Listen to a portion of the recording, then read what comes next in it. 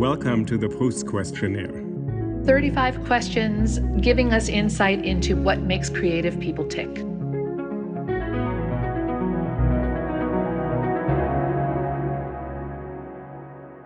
Welcome back to the Proust Questionnaire. Alice Wu is a filmmaker whose feature film, Saving Face, was released in 2005, about a love affair in the Chinatown in Queens, New York. It's a wonderful film and you should check it out. And on Netflix this year, the half of it premiered. Check out that movie about a high school romance that goes in unexpected directions in the American Northwest. I loved the half of it so much that Carolyn and I interviewed Alice and she responded to the Proust Questionnaire. I especially loved her answer of who is her hero in real life. And you should check out her movies on Netflix and elsewhere. Again, the half of it, released 2020. Find Alice at Subway Alice on Instagram. Find Caroline at Caroline2020 on Instagram. And myself, Uli NYC on Instagram. Please follow us at Proust.questionnaire on Instagram. And check out our YouTube channel. If you like our channel, other people can find it. We really love the fact that you're listening to this to be inspired, and now enjoy this conversation with Alice Wu, filmmaker, and one of our total favorites in terms of being creative and giving voice to communities that hadn't really had that opportunity before.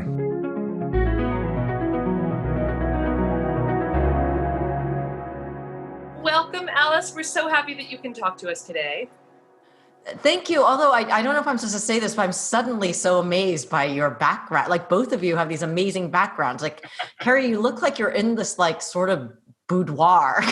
I'm like, wow. And like Ulrich is this like amazing sort of mural in the background of like, I don't know, like it looks like trees from China. Yeah. But it's just funny having been in Zoom meetings for like months now. I have to say, you guys are winning you guys are winning the Zoom real background game. Like these are not fake backgrounds. That's so nice to hear. I laughed because kind of early on in the lockdown, I read somebody on Twitter talking about being a professor in the time of COVID and how one of the students came to this person's virtual office hours and said, "Can you give me a tour of your apartment?" Oh my God. Yeah. So I always do think like, what if I need to show people the rest of my house? This is like the one area that isn't a disaster. But anyway, we're thrilled you can talk to us even on Zoom. Likewise. No, I appreciate that. And it is true. Now that I think about it, I slightly mistrust the people who use the fake backgrounds, which makes no sense. Like, why should, you know what I'm talking about? The ones where it looks like they're floating and like, but I'm like, why? Like they have their right to privacy, but I don't know. So all I'm saying is that it's good for you, but there's like a level of integrity, but then also it looks great. So. Thank you. And yeah, and in case the listeners are curious, you have a lovely background yourself. You're not hiding behind some kind of weird beach sunset scene. The book's fireplace, it all looks lovely. Where are you in the world right now? Are you in New York? I'm in San Francisco. I lived in New York for most of my adult life. And then about 10 years ago, long story short, I had been in the, long story short, I had been in the film industry for a few years, 15 years ago. And I left suddenly when my mom had some major health issues. And so I dropped everything and came to the San Francisco Bay Area, intending to just stay here for like a few weeks or a few months. And then that kind of rolled into more months until eventually I was like, I'm just going to move here because she eventually did get better, but I just wanted to live near her. So I now live in San Francisco, and that's where I've basically been sheltered very strictly in place since middle of March, since March 12th, actually. And being very strict about it because I still see my mom, and she's elderly and high risk. Yeah, no, good to be careful. All right, well, let's get started. You said when we were talking before we started recording that you didn't see these questions ahead of time. You didn't look at them. And I always like it when people don't, because it means that we get really fresh answers this way. So We'll start you off with the first one. What is your idea of perfect happiness? Oh, wow. Well, I guess two thoughts come to mind. One is, so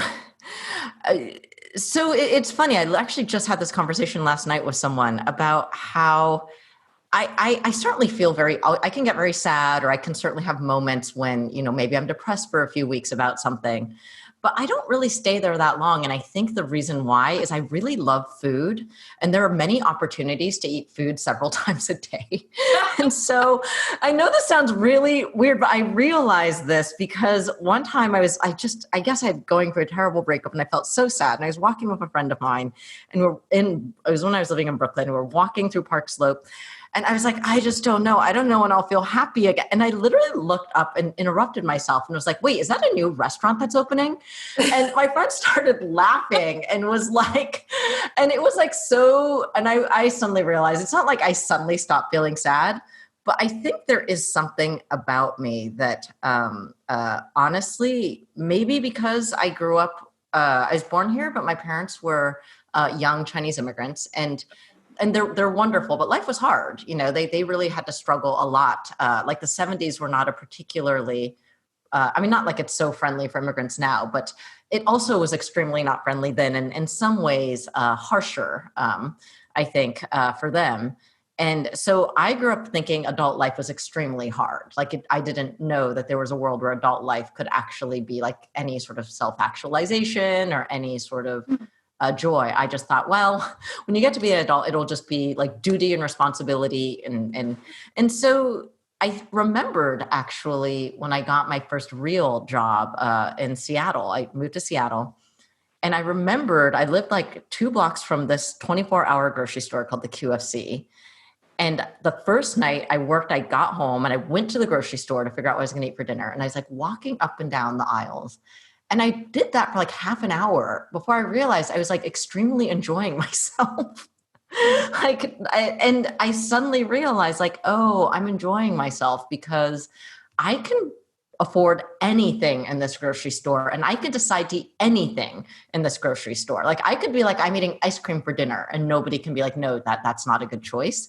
And like that freedom was just like made me so happy that I do sometimes think that like it was like one of those things I don't think I've ever quite let go of. Like, there are just moments when I'm sort of aware that I'm not sure. It doesn't take a lot for me to pull myself up. I mean, obviously there are always horrible things, it might, who knows? And to be totally honest, like the things I'm most afraid of haven't happened yet. So, who knows? But I think my idea of perfect happiness might actually be something like that moment when you realize that, everyone you love is safe, like nothing terrible is happening to anyone, and you can pretty much decide what you're going to eat for dinner, and it can be anything. I'm going to, the next question is going to be something you just referred to. For our listeners, in your first film, Saving Face, there's a beautiful scene where the 2 protagonists meet. And one of them, Vivian, recommends to Will what she should choose from a vending machine. It's very sweet and very moving, actually. Someone takes care of it and says, maybe you should eat this. So, there's a lot of food in those 2 films. The second question is, what is your greatest fear? Oh, I'd love to say something super grand, but the truth is, I'm terrified of my mom dying. I think that, it's also part of why I'm so crazy strict right now with COVID. I imagine not having lost a parent yet, but I imagine that what it might be like is if you believed in God your entire life and you thought it was a wonderful, benevolent God, and it was extremely important to you. And then one day you woke up and they're like, yeah, God doesn't exist anymore. Because I feel like when, I've never lived a day without my mom being alive. So I think that is something that I can't even wrap my brain around. What is the trait you most deplore in yourself? Oh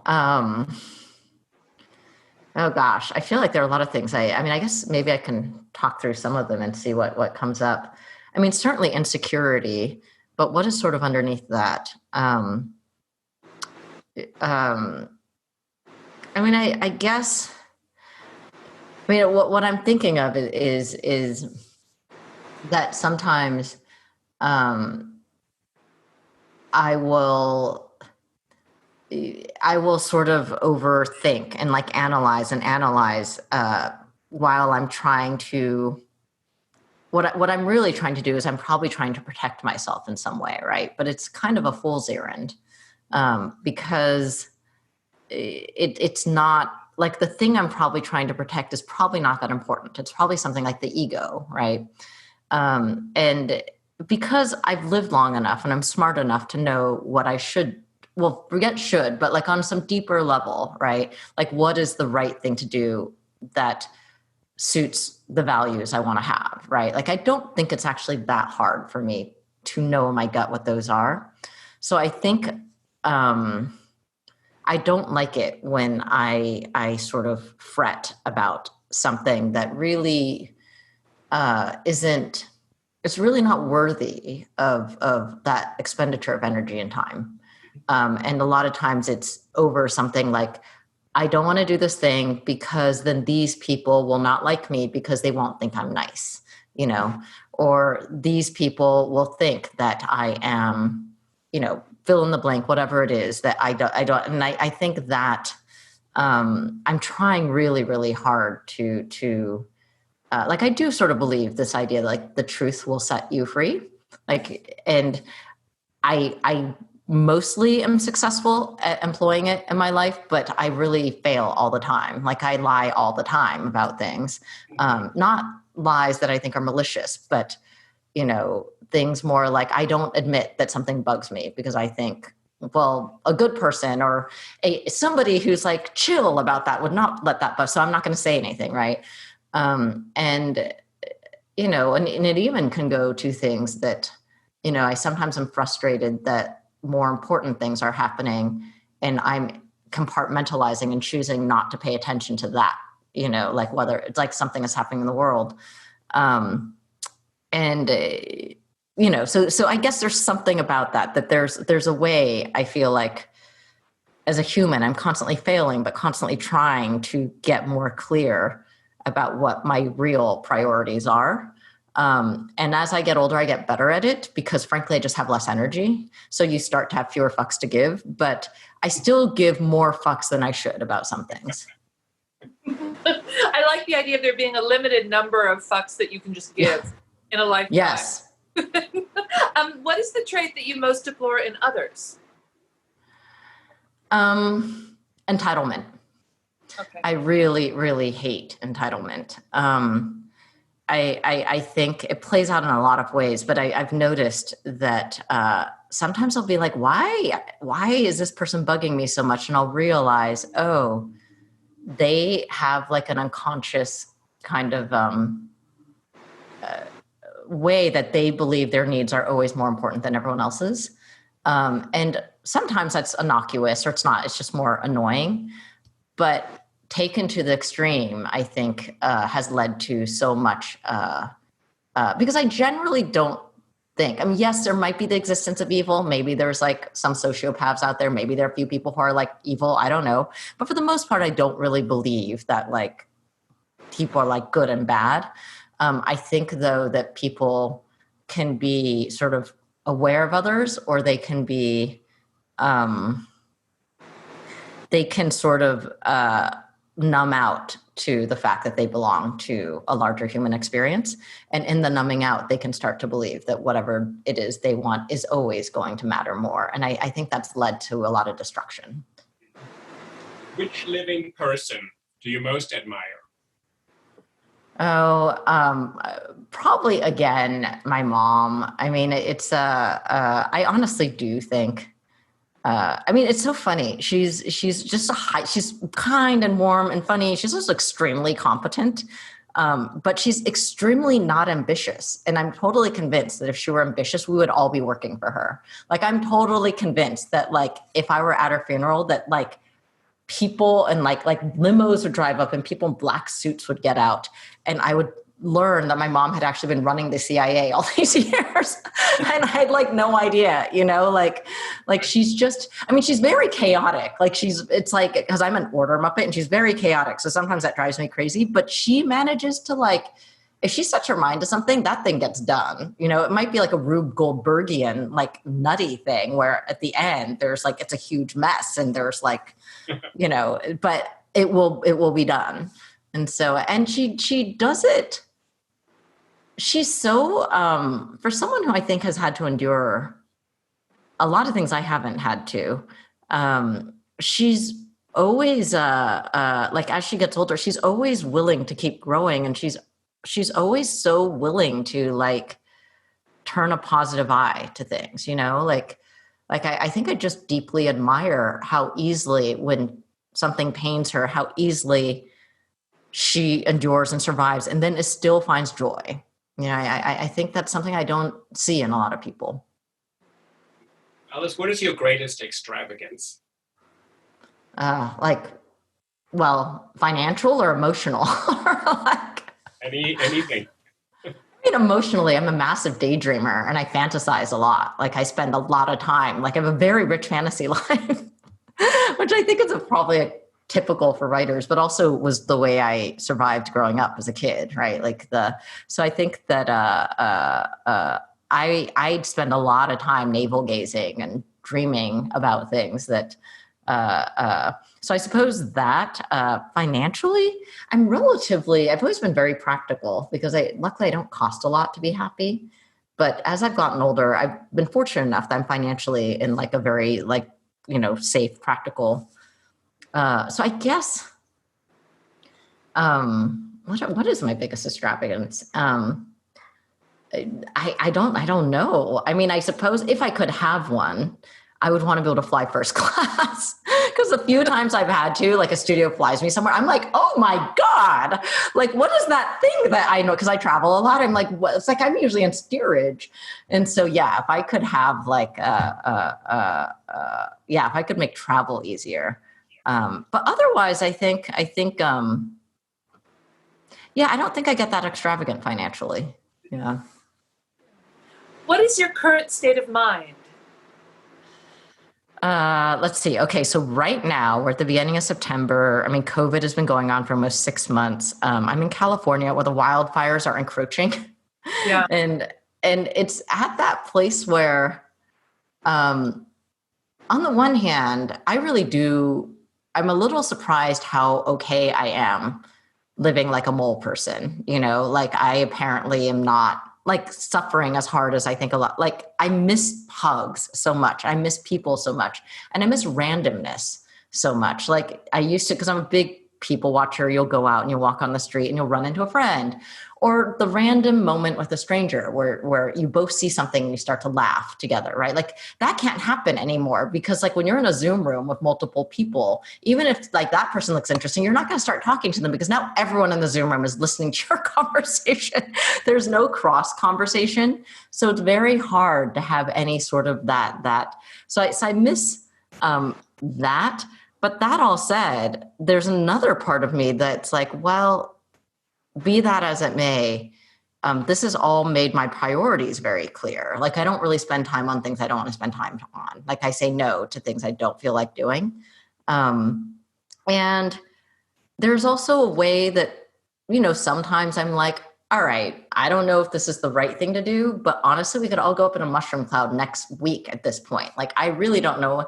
So as long as I'm not hurting anyone, as long as it's all in integrity and everyone's like, why not get your joys where you can, right? And there's something nice about that, of like, having a level of like, there's a little bit of clarity involved in that. Yeah. What do you consider the most overrated virtue? The most overrated virtue. I don't know.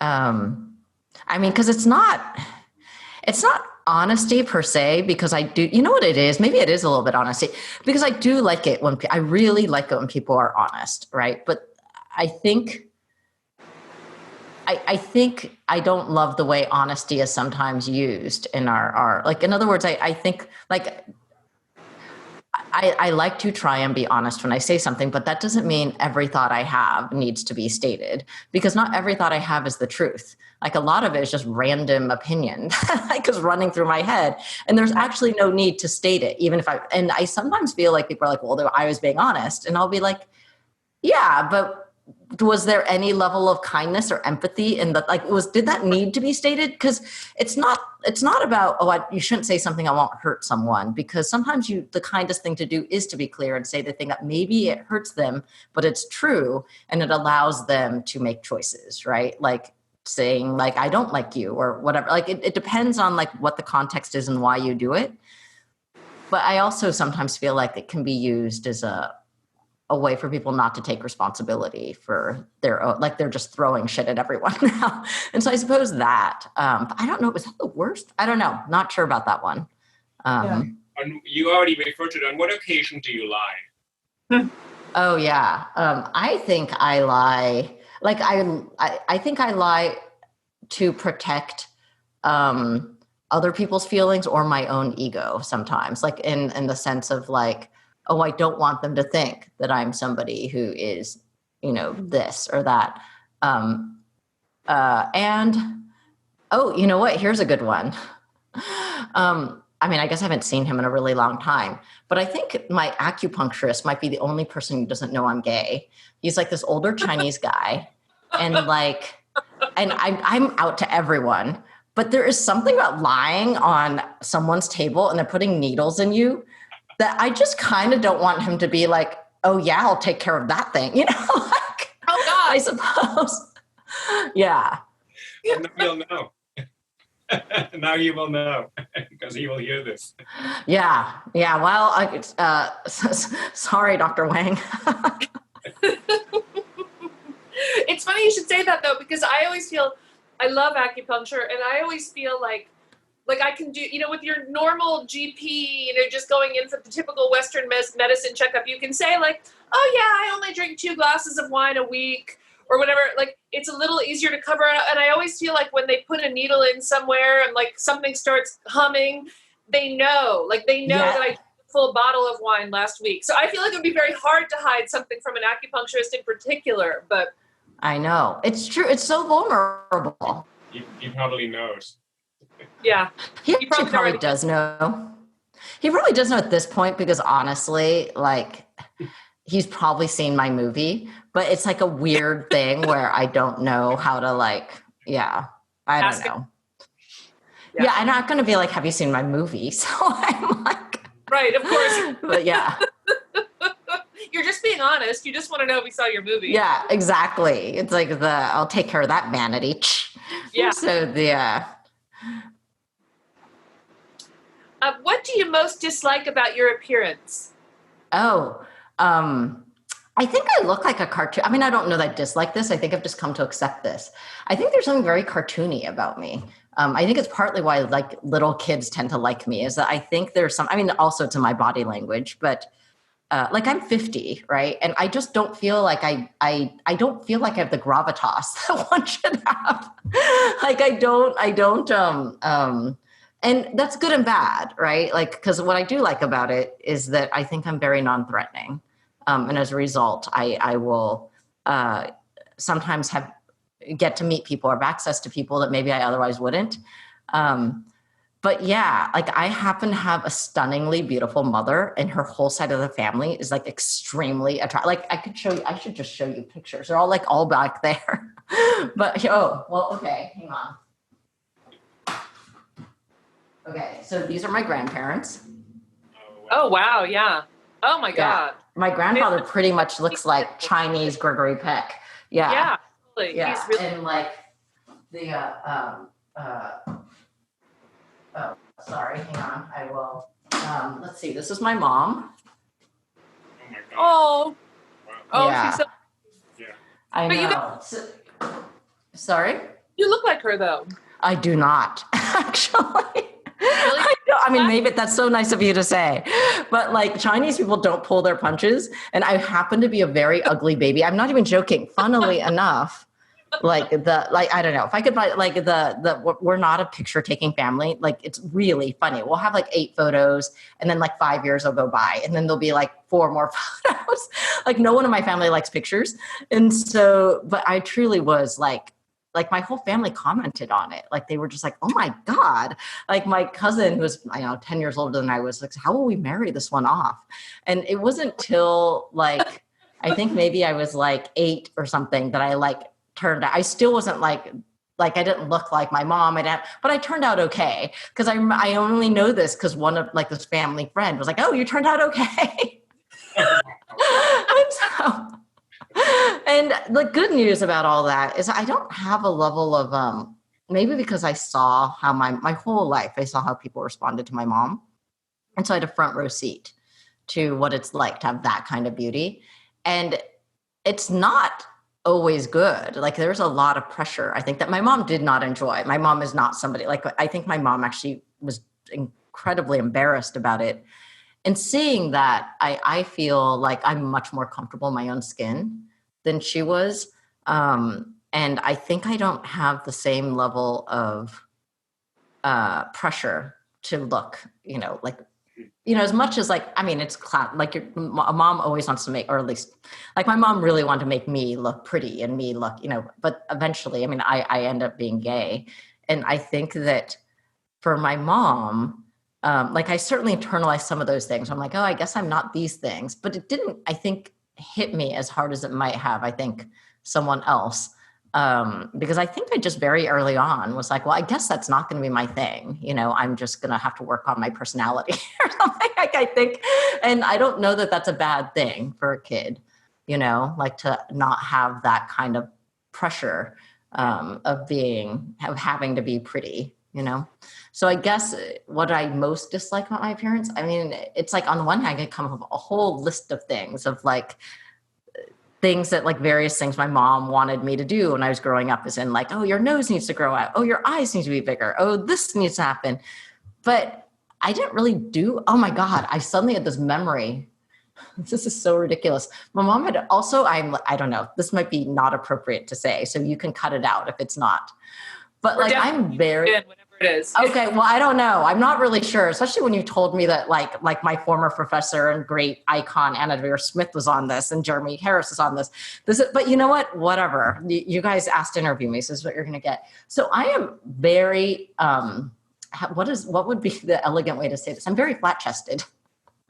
And I've never disliked that. Like, I love the fact that I'm so flat-chested. Like, I don't really, like, I don't have to deal with that level of, honestly, the idea of having like weight in front of me that would possibly bounce around seems like incredibly exhausting to me. So I've never had to deal with that, which is great. But my mom thought it would be terrible for me to be flat-chested, and somehow had ordered this thing when I was like maybe 10 or 11 or 12. I don't know. At some point, maybe it's 12, from Hong Kong, that was some sort of pump that you're supposed to put on like one of your boobs and pump so that it would somehow work that muscle. And I refused to do it. Oh God.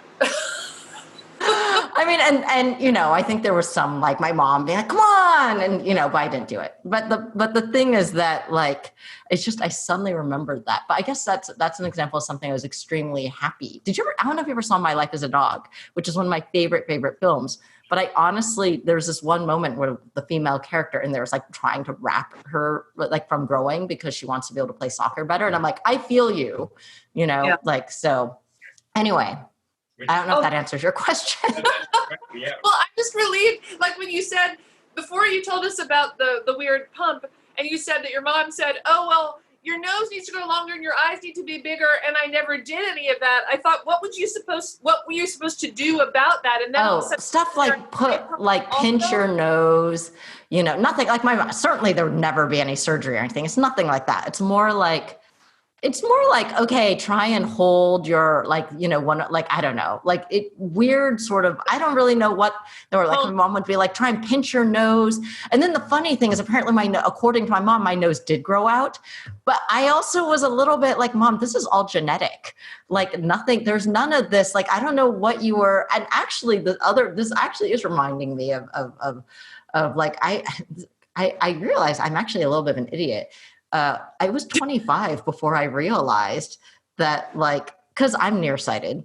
And somehow, I guess I started getting nearsighted when I was like 9 or 10. My mom would make me do these eye exercises to try not be nearsighted. And they would be like 40 minutes of eye exercises a day. And it did not work. I kept getting nearsighted, and I always felt so guilty because sometimes I honestly didn't do the eye exercises. They were so boring. And so I always thought it was like my fault. And it wasn't until I was like 25, I was sitting there at dinner with some friends of mine, and my friend Linda was like, well, Alice, are your parents nearsighted? I'm like, oh yes, both of them are nearsighted. And they're like, isn't that genetic? And there was just this like moment where I was like, hold up. I can't believe I was like, which is ridiculous. I had like gotten my undergrad and my master's in computer science. I'm supposed to be a smart person, but I would like somehow had not processed this. Yeah. So there you have it. I guess it's yeah. Which living person do you most despise? Oh, I mean, there's the obvious, right? Like, but I don't even know that I despise Donald Trump because I just think, I do, but he's so obviously unhinged that it's more the people who enable him. But I think the only reason I'm not answering that one has to do with the fact that, like, I'm not sure. I'm not sure I have any, like, I'm so angry about. I'm just so angry about the political situation right now in our country, but I don't feel like what I have to say is adding more to the conversation that hasn't been said. It's just sad because the last 4 years has really pushed, and I can't tell if this is a level of privilege that I can think this, but I've always believed or wanted to believe that people at least are fundamentally born good, and that if we had the resources, most people would do the right thing. And I think the last 4 years has really challenged that. But I'm still not ready to let that go. I keep wanting to believe that, like, okay, there's a small group of people that maybe they're beyond, they've lost all empathy. But I just kind of want to believe that there's that most people, if I don't know, I'm not going to do a good job answering this question, honestly. It's like, I think it's just too fraught with layers and layers of disappointment in humanity at the moment.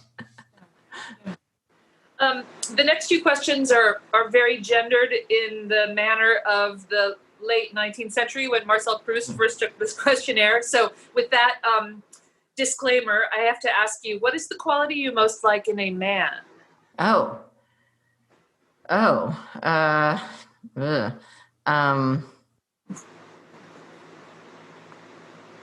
Yeah, I guess that is a tough one because you're right. I'm trying to think about like how it would change that gender wise. Like if there's anything specific, I suppose. Especially for men, I suppose an awareness of whatever the opposite of entitlement is, like an awareness of like an empathetic awareness of other people, like not to a level of self-sacrifice, but I just like it when people consider both their experience and the other person's experience, and that there's just some level of parity there and that they strive for some level of parity. What is the quality you most like in a woman? You know what? The only interesting way to answer that question is if I answer it as in terms of like, not so seriously, but in terms of like what I'm attracted to. Right. I like strong women. I like strong, outspoken women. I like it when they stand for something and they believe in something. And but that I think that kind of toughness is something that I really admire, especially when it often is covering a sort of sweeter. Like underneath it, there's just like a deep sense of caring that maybe has been covered a bit because the world can sometimes take advantage of that, but that exists. Which words or phrases do you most overuse? Probably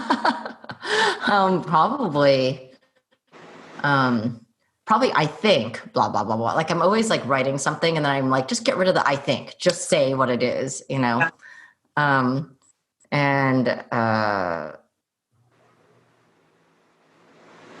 I'm not sure. None that are incredibly interesting. They're all like the basic, like the ums, the ahs, the,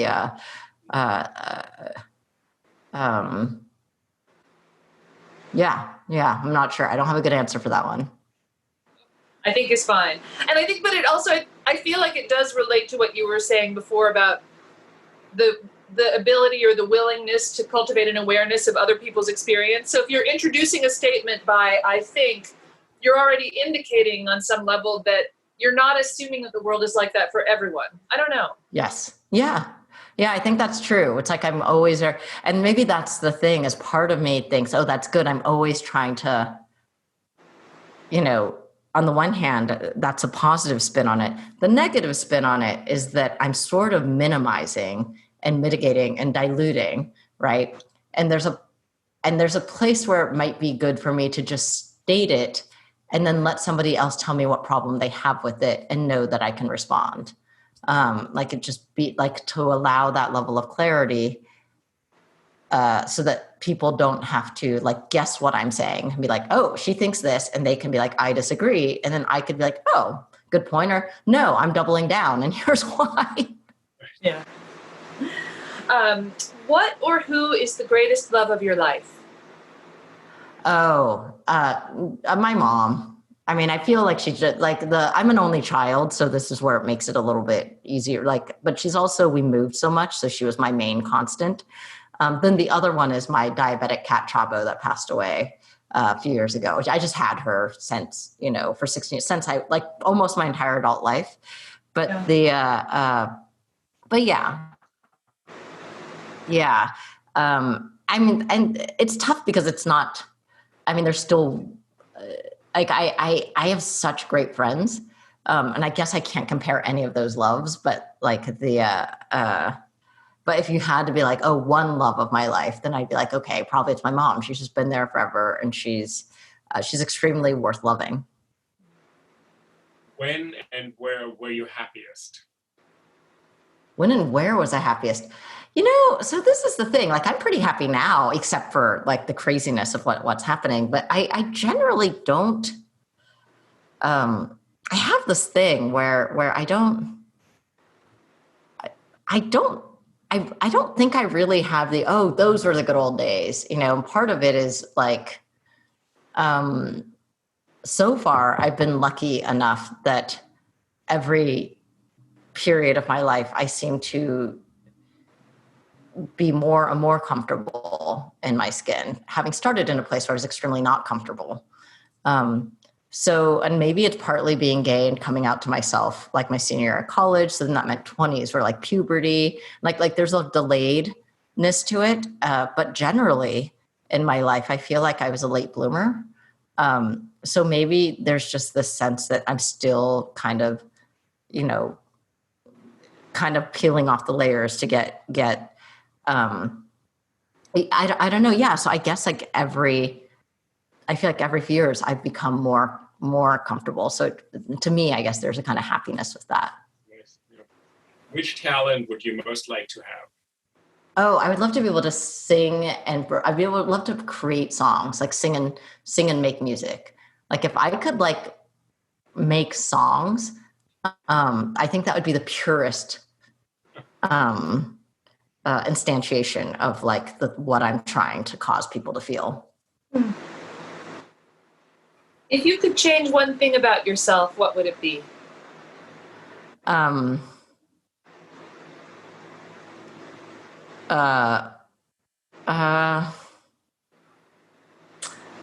wish I was easier around,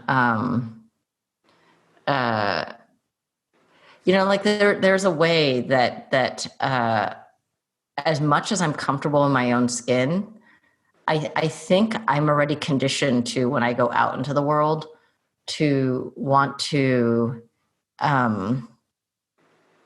like there are a lot of things about me that, like, I am also quite private.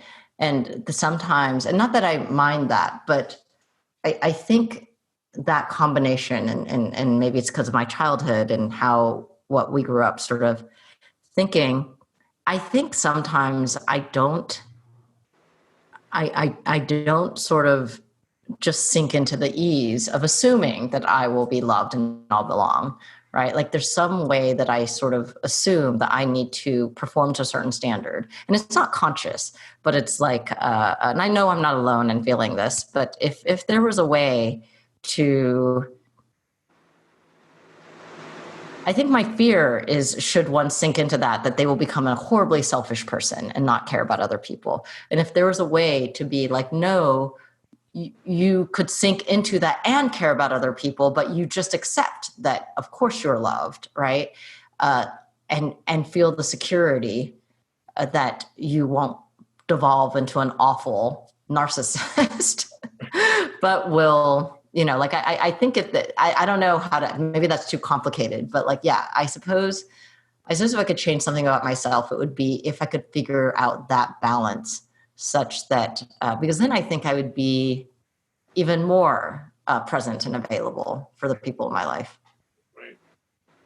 What do you consider your greatest achievement? I think actually, probably, believe it or not, I think it was so hard to come out to my mom and to my parents. And I think it took many, many, many years for my mom to accept. And we fought a lot, not about this even, about a lot of things, because she didn't really want to talk about it.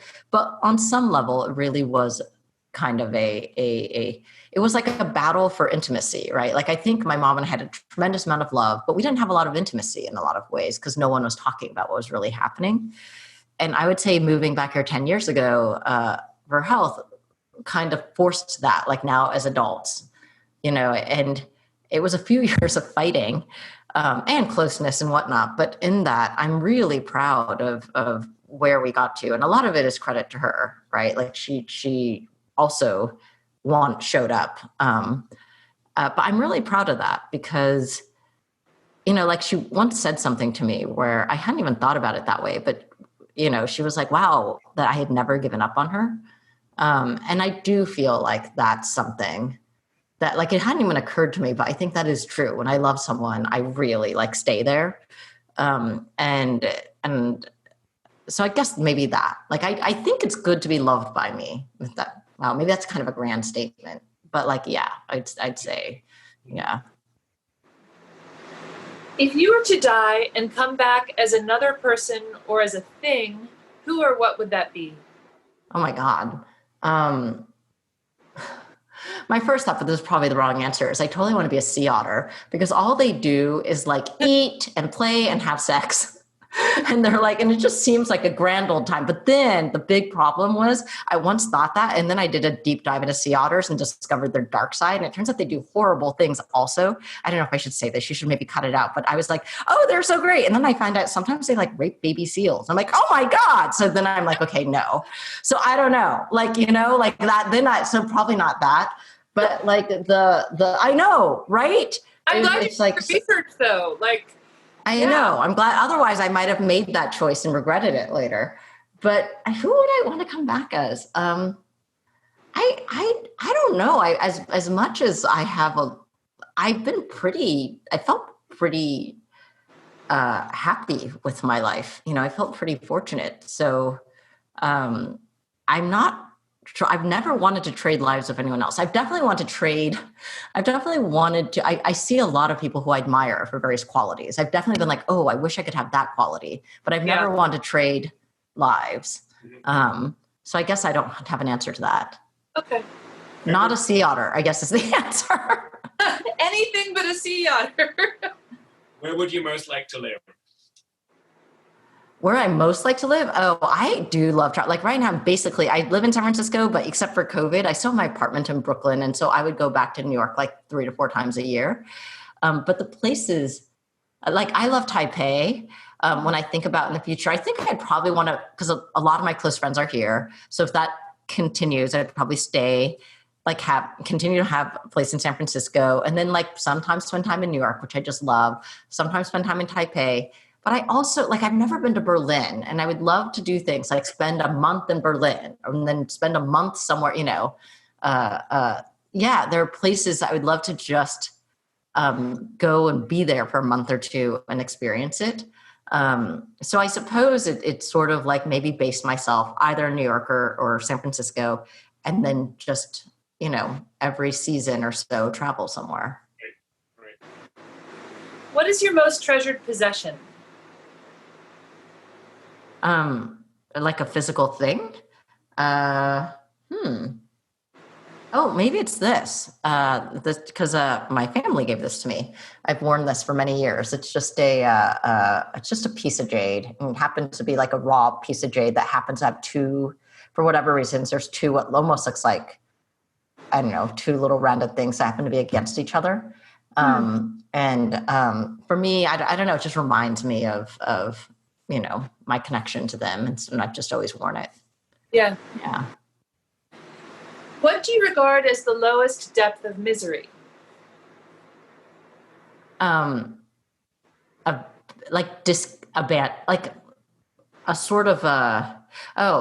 had a second thought. My first thought was sort of like this deep sense of disconnection and abandonment from someone that you love.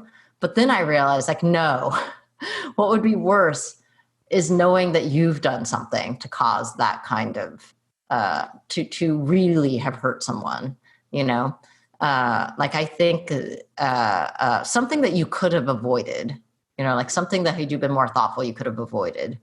And that you have now really pained someone in a way where I think that would be the worst. What is your favorite occupation? Okay, occupation is like your job or like something you're doing? Something you're doing probably. Oh, I love directing. I actually love being on a set. And I would never have guessed that because I was so shy. I don't think certainly I didn't even raise my hand, ask questions in college, let alone in high school. I was so shy. And so in a million years, I would never have guessed that I would have become a director. But I think there's something about the collaboration and the people. Yeah. Can I ask yeah, I really... Where did you, because you didn't start out straight in film school. You did computer science and you did an advanced degree. So how did you get into directing films? Yeah, I was a computer scientist. I spent my 20s managing software projects in Seattle. And then it was, long story short, we'd been working so hard and then the internet boom happened. And all of a sudden, there was kind of this weird moment where no one knew how to monetize the internet. So I went from working these 80-hour weeks or 100-hour weeks to really having nothing to do. We were all just in the... And so I took a night class at the University of Washington that rolled into a screenplay writing class. And I ended up writing Saving Face, my first film, in that class. And in the process realized I think I really want to figure out how to make this, and knew it was not going to get made, but also thought you know what? I was very lucky that I chose a career that when I chose computer science, it was not the hot career it was about to become. It was more here's a solid middle-class job, right? And midway through it became here's the hot new field. So that's winning the lottery, because suddenly it gave me a nest egg where I was oh, I can use this nest egg.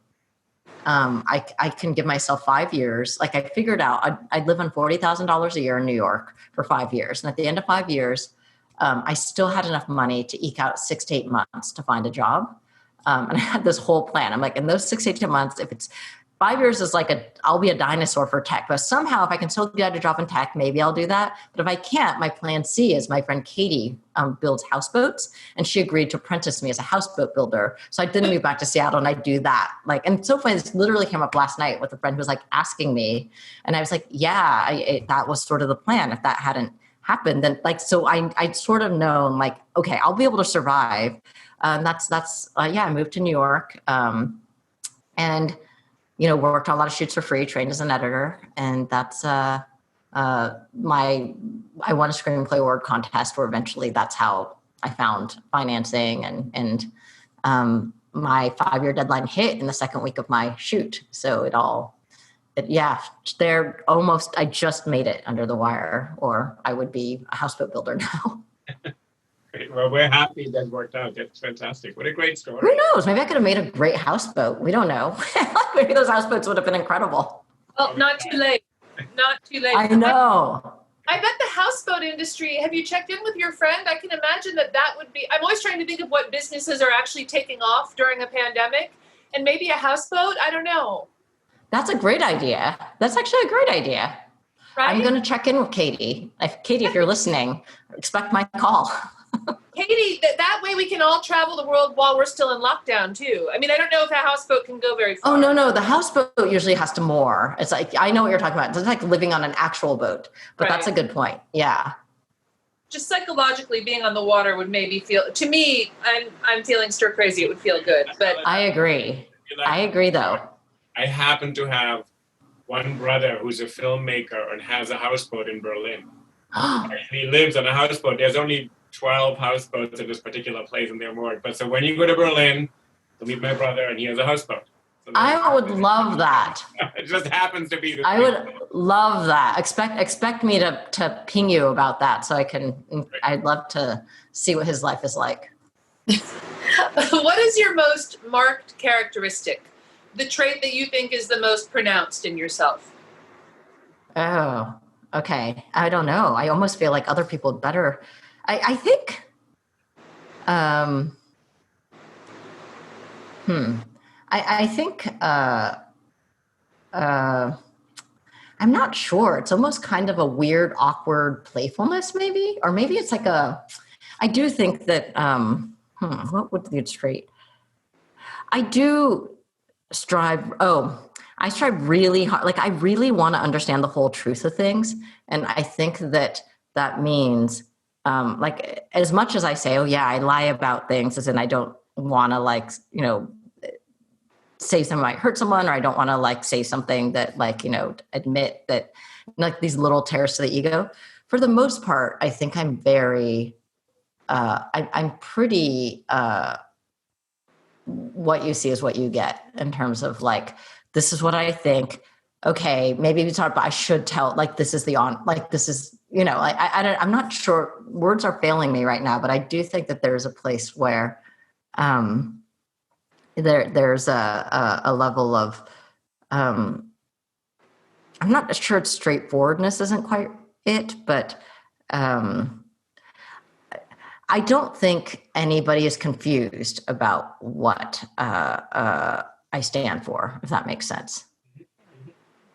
What do you most value in your friends?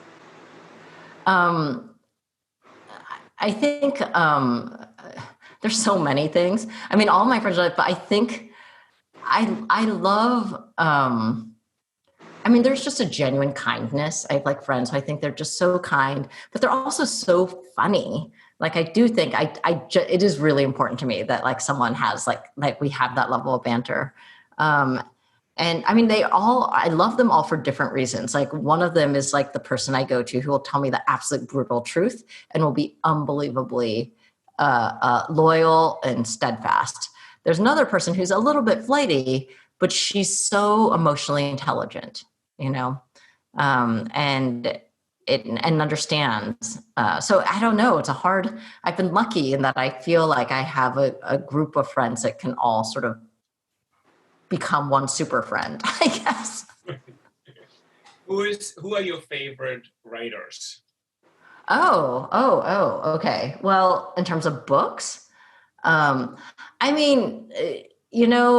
I feel like it could be anything. I'm thinking about more when I was through the years. I do really love the book, Let the Great World Spin by Colin McCann. But it's not I read all his books. I just loved that book, and I'm sure the other ones are great. I did read Transatlantic, which I thought was good. I remember loving Mama Day by Gloria Naylor when I was 18 or something. So these are old. I did love Richard Russo's books. And great. Oh my God. So great. Yeah. And fun. Yeah. Yeah. I just love, like, there's something just sort of incisive and funny and humble but then I'm also want to give a shout out to like more recent writers. Like I love Vanessa Hua has written a book that came out a couple of years ago called A River of Stars. I love immigrant stories. I think both my films are immigrant stories. I love this. I love Mo Willems. His children's books, I think, are these incredible. He does Don't Let the Pigeon Drive the Bus, but he also has this book called My Friend is Sad that I honestly think is like a fantastic. It's just such an emotionally intelligent book. It's probably for like 6-year-olds, but I think everyone could learn from it. But then in terms of in film, like, you know, I love Phoebe Waller-Bridge, of course, in terms of like dramatic writing. Oh, I love Paula Vogel's How I Learned to Drive.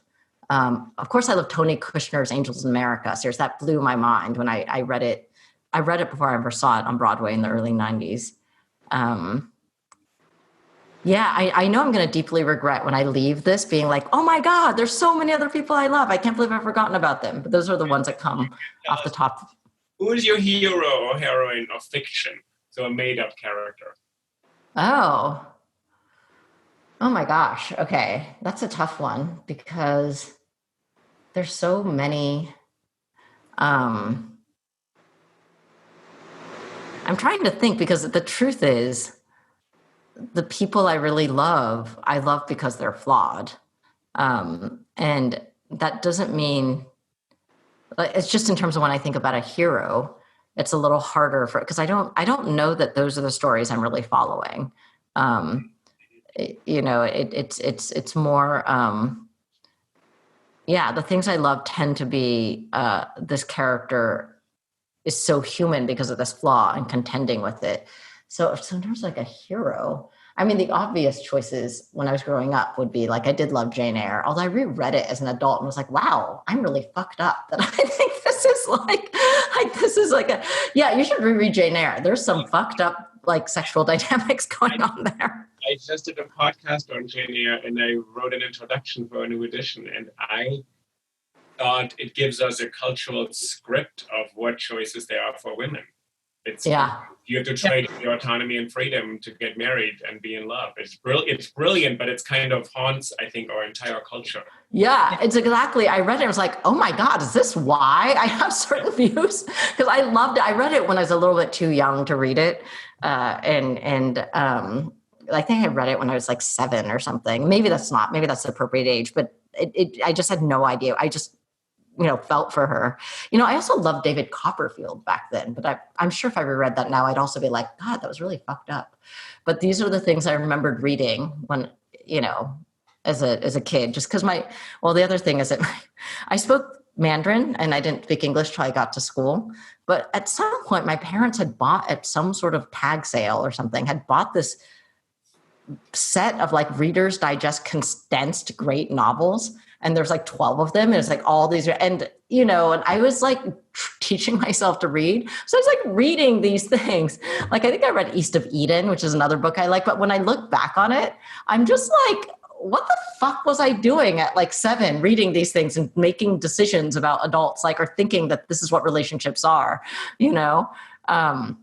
So yeah. One of those, don't try this at home. Do not give your 6-year-old novels. Which historical figure do you most identify with? Which historical figure? That's a tough one because honestly, I wish I knew more about Chinese history. Like, I know the things I know about it are always things like my grandparents and my parents basically telling me how terrifying the Cultural Revolution was. Like, just China's like the boogeyman, right? So basically all I'd hear is about like how you say one wrong thing, you're buried alive. Like, both my great grandfathers are buried alive. Like, there's all like, this is all sort like, it's just part of So I became weirdly uncurious about it as a child because it was just too terrifying. It was like reading a horror film. And Western historical figures, I recognize I probably don't feel a deep identification with. because they felt kind of like, and these are these other, like the way history was also taught, at least when I was growing up. I'm sure it's taught much, much better now. But when I was growing up, it definitely felt like it was through a very sort of reductive lens, maybe. And so it always felt like these were people that, you know, I don't know. So yeah, I don't know that I have an answer to that. Who are your heroes in real life? Oh, I mean, they're like, I have multiple friends who are essential workers right now, you know, and watching them go through what they're doing. I think anyone who is, I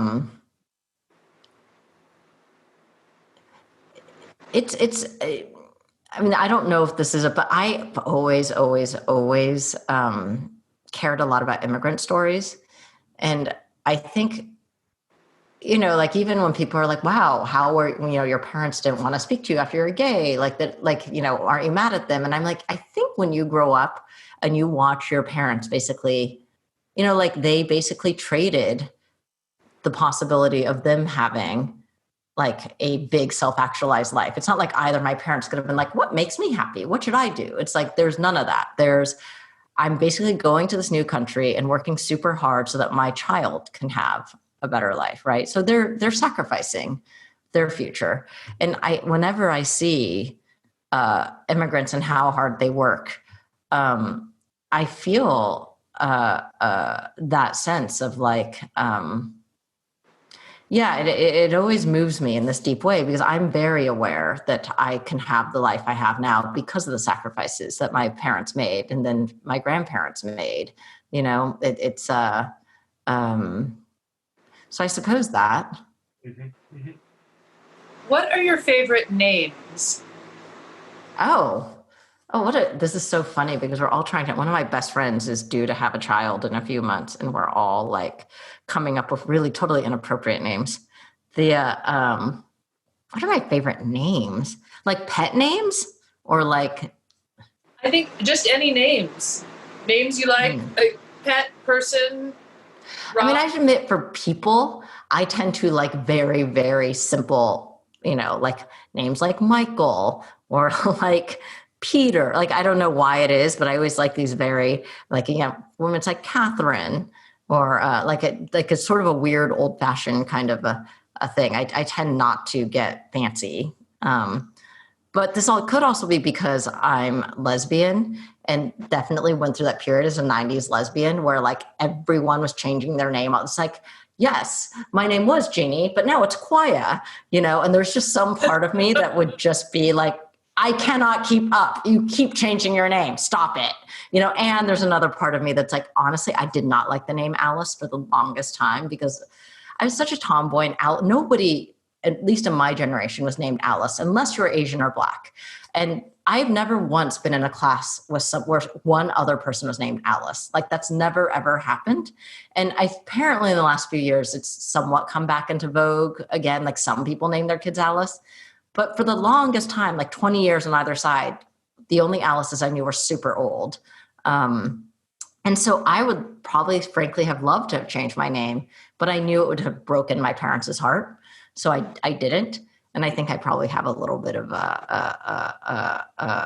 so maybe I have some resistance. But that all said, yeah, I don't know. I you know what I love? I love it when you get to know someone well enough that you start, like maybe it is their name. Like maybe their name just super suits them. But a lot of times when you get to know someone well enough, you discover the name that really suits them. Like they either let you know what it is or you arrive at it in your relationship, right? Like one of my best friends' her name is Corinne, but somehow or other, I started calling her Coco over the years. And that's like, and I like that like, that's what I call her, you know. Most of my close friends call me Al. Like it just started like inevitably and pretty soon. It's like, and I noticed like, oh, Alice is like my professional name or my name for like, you know, but amongst my close friends, like, and so it's a kind of intimacy. So I like it anytime these things get sort of, built and discovered. What is it that you most dislike? I most dislike? Yeah. I guess entitlement again. I guess I'd go back to that. Also, I don't like the smell of patchouli. I find patchouli, like, again, being a lesbian, it pops up. And I'm always like, oh no, this is terrible. And immediately people are going to be so mad at me. I am not a big fan of, in theory, it sounds great, but I'm not a big fan of Burning Man, and maybe not the event. I'm not a big fan of, like, living in San Francisco. You definitely come, and there are some of my friends go and they're wonderful and it makes sense and Burning Man's great. But I do feel sometimes like being in San Francisco, there was like a whole wave of people who are burners who, for the most part, are very white. And I find kind of annoying. Sorry, that's not the thing I most hate. That's just, frankly, Burning Man should be happening right now. And I think that's one thing that just occurred to me. It's like it's usually when it's like, oh, the city's great, it's emptied of burners, but not now. What is your greatest regret? My greatest regret. I'm sure there are things I do regret. It's not that I don't, but there hasn't been anything where I've been like, oh, I might feel like my life would have turned out differently. It's more like, oh, I wish I had had a chance to let that person know how I felt about this so that maybe there'd be more comfort, or maybe there are those things. But I don't, I've been fortunate enough that I don't have things that feel, I don't know. I kind of feel like sometimes it can get easy with decision-making to start to feel like there's only two choices, like there's two roads, right? And one road is going to lead to like everything working out brilliantly and wonderfully in your life being like, rainbows and whatever, ice cream. And the other road is fucked, And so when you look at it that way, it starts to be like, oh my God, I got to make a choice. I got which choices? And then you are paralyzed, right? But for the most part, there are those few choices. Like, obviously, should I have a child is one that if you decide that, you can't really walk back. But there are most choices are not like, and then that's that, and then never the twain shall meet. It's more like it's a node, or maybe this is the computer science part of me, but it's like you could go this direction and still end up back here because things might shift and shift. It's like, in other words, where you might end up, you can make different choices and still end up or you could go this way and end up. So I think for the most part, knowing that, I don't usually end up with very many regrets because there's a lot of course correction happening in my life and I take a lot of detours. So I just sort of accept that.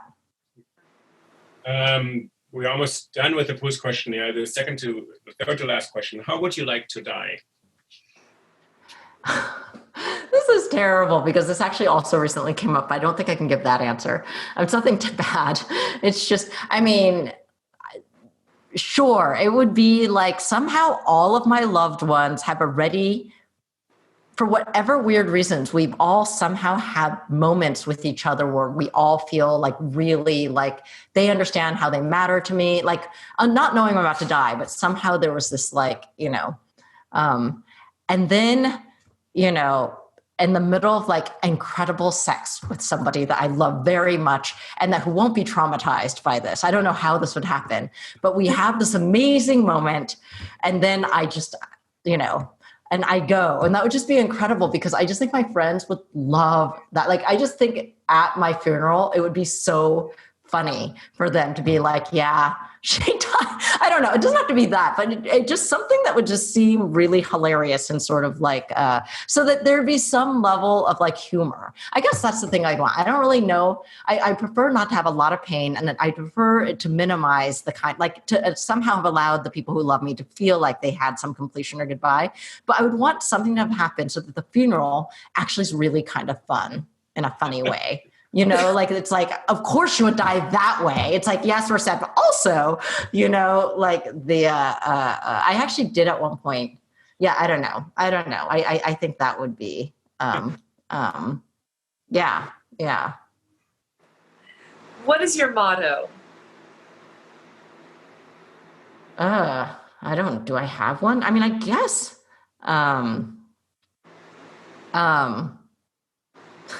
I was about to say, is that a new restaurant opening? But like, not bad at all. I got to don't know. Is that really recovery for heartbreak? I'm gonna try, but there are no restaurants open. Yeah.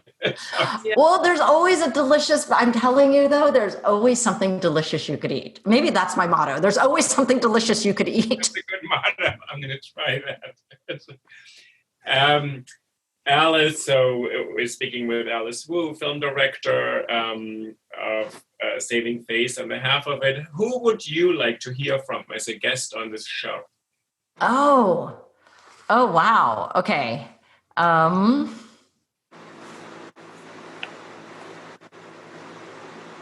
Oh man, sorry. It's like there are all these people are like randomly running through my head, like Madeleine Albright, and I'm like, no, there's someone better. I mean, sorry, Madeleine Albright. That's not how I meant it. But let's see.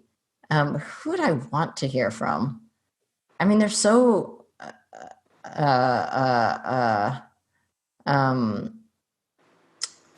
Oh man, it's tough because there's people like, sure, I'd love to hear from, I mean, maybe because I've been following politics, I can think about all, like I'd love to hear from, Ruth Bader Ginsburg. But at the same time, I'm like, no, there's got to be like someone unexpected, like who is undersung that would be, I'm so sorry I'm having trouble with this.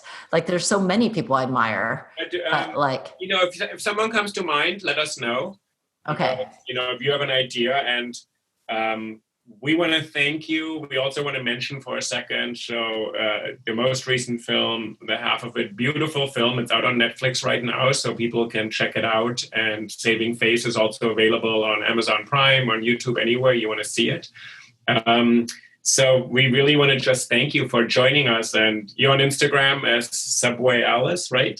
Yes. Yes. Yeah, and Caroline, of course, is Caroline 2020, right?